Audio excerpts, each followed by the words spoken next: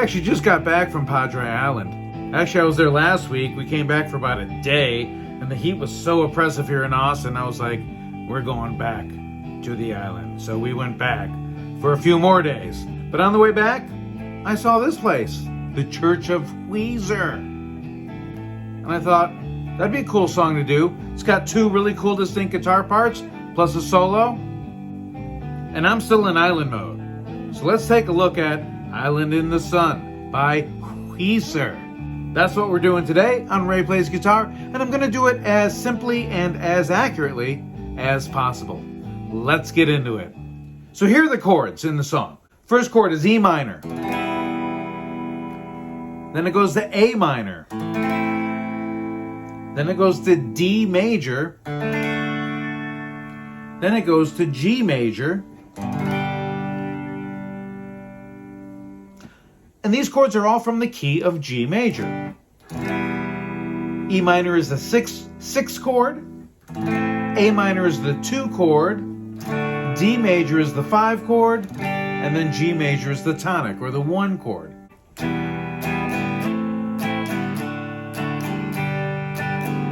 This is pretty much the strumming pattern throughout for this part. 1, 2, and 3, 4, and 1, 2, and 3, 4. Down, down, up, down, down, up, down, down, up, down, down, up.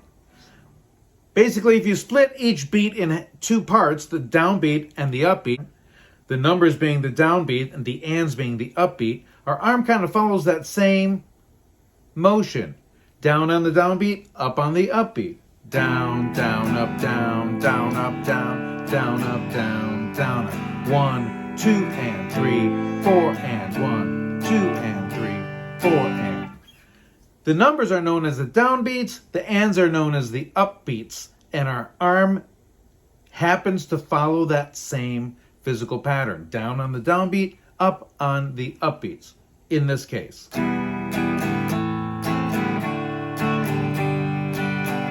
Then we have this part, the part that Rivers Cuomo plays.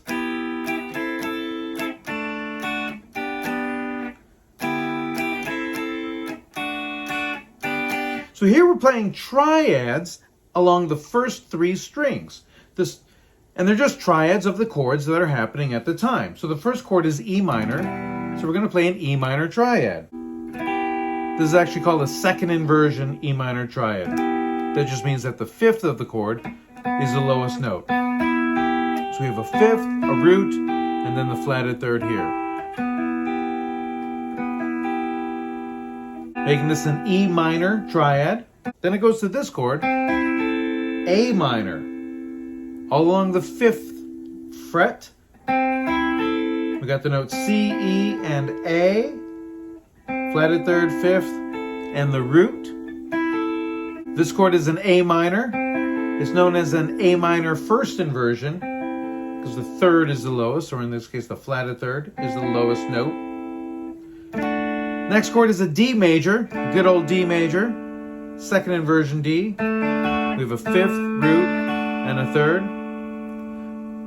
The last chord is a G major. It's a G major first inversion. We have a 3rd, 5th, and the root right there.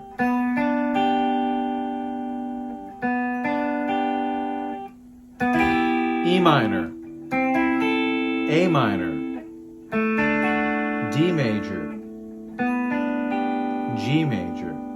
If you haven't seen my video on triads, you should check that out. I'll put the link here somewhere. I'm not sure where it's going to wind up, but I'll put the link here somewhere. Now, strumming this, hip, hip, down, down, up, down. We kind of go to that A minor a little early. 1, 2, and 3, and 4, and 1, and 2, and 3. And on the D chord, we're hitting it on the ups, or on the ands. And that's what gives this riff its cool little syncopation. 1, 2, and 3, and 4, and 1, and 2, and 3, and 4. 1, and 2, and 3, and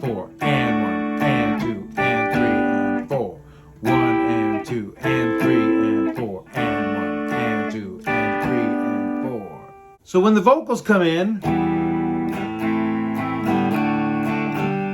that part continues on. The part that Rivers Cuomo plays,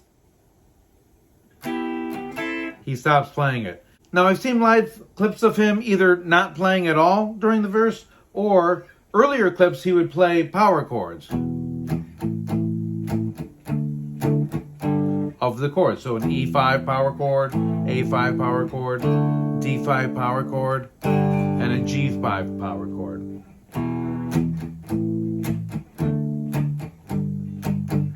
Then they hit the chorus of the song, which is the same chords as the verse, but he changes the melody, and they introduce this guitar part right here.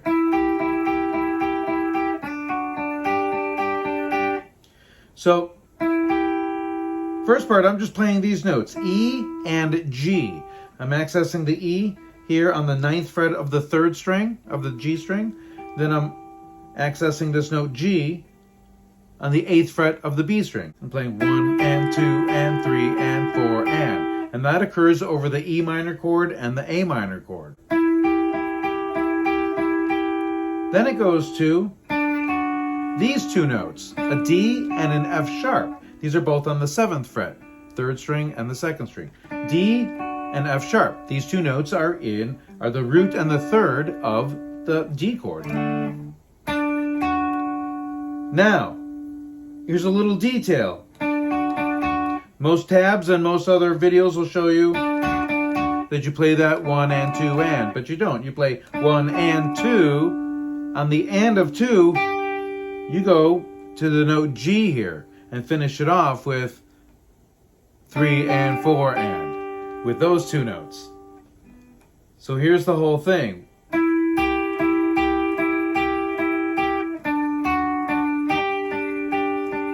One and 2 and, oops, 1 and 2 and 3 and 4 and 1 and 2 and 3 and 4 and 1 and 2 and. So we're jumping to that note early. Now that's the way they do it on the record. I've seen live clips where Rivers just plays 1 and 2 and 3 and 4 and, where he just plays the whole measure, playing those D notes, then going to these two notes of the G chord here. So up to you, do it however you want to do it. There's no right, there's no wrong. There's no music police going to come after you or anything. The bridge of the song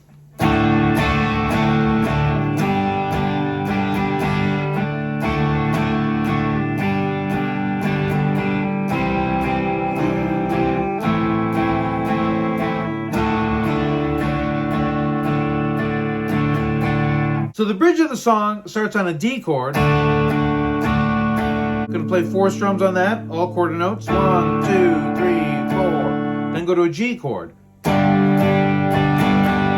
And play a 1, 2, 3, and 4. A rhythm basically follows the drums. Straight 4 in one measure, the next measure is 1, 2, 3, and 4. Then we go to a C chord for one measure. Then we do an A minor chord for one measure. Then we do a D major for 2 measures.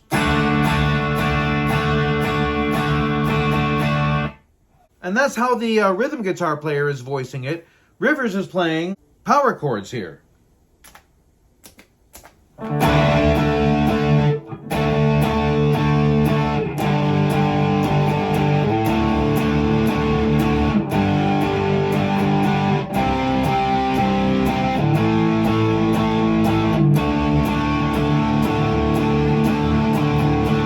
So a D5 or D power chord, their essentials are these two notes, D and a root and a fifth. Now, we're going to double that root. When we have power chords with the root on the A string here, we can double the fifth of the chord on the E string.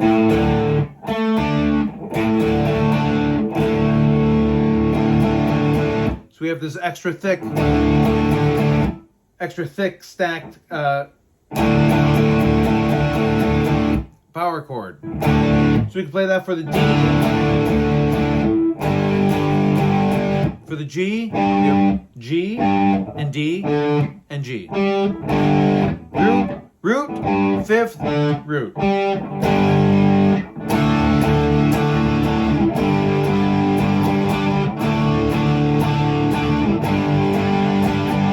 C5 is right here.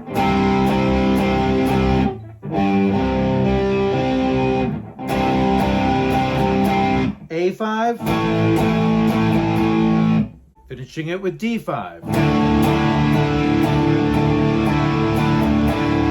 So those are basically all the rhythm parts. Now let's take a look at the solo.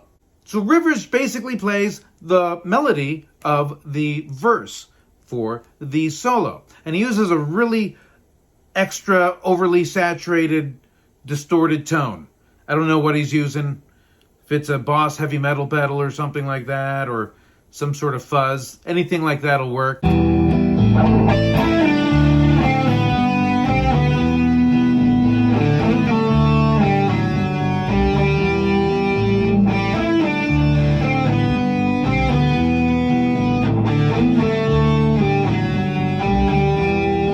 So the nice thing about this solo is we're basically going to be covering the same frets on two strings. Starting on the 9th fret here on the 3rd string, the note E, then 7th fret D, 5th fret C, then the 4th fret B. Then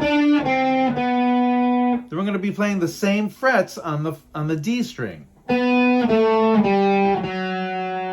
Grabbing the notes B, A, G, and F sharp. All notes in the G major scale.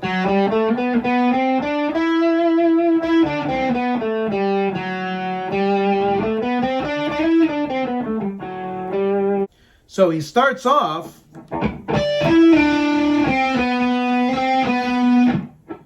with this little detail.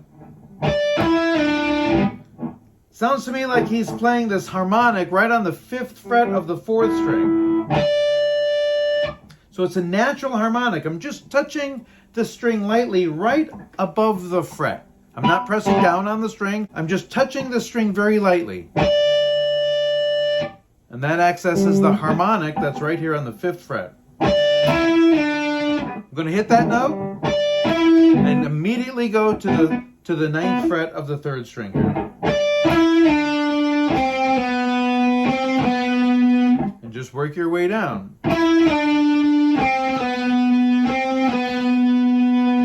The next phrase starts with an open 4th string. And then you're going from that open 4th string immediately to the 9th fret of that D string. And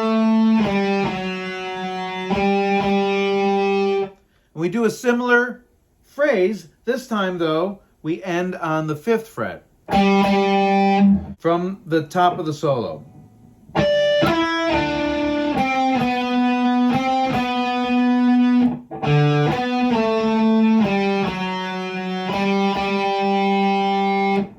After that, we basically do the same thing again, except this time, instead of starting with this harmonic, we're going to start with the open 3rd string.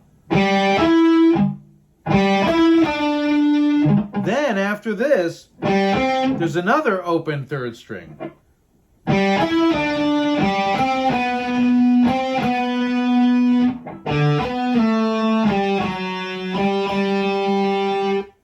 The second half of that phrase is basically the same. So here's the whole solo.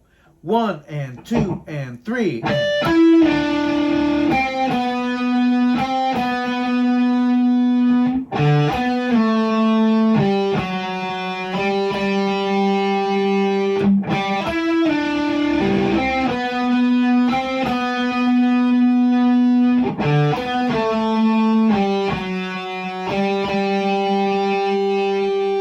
And those are all the parts of the song. The song is a great example of a simple song, doesn't have a lot of parts, and the parts that they do have are not very intricate at all. Simple ideas that really bring out and evoke a mood and set a scene. If you have any questions or comments, please leave those below. And if you found this video helpful, please do me a favor, hit that like button, share this with your friends, subscribe to my YouTube channel, hit that notification bell. But most of all, thank you so much for hanging out with me today. We'll see you next time.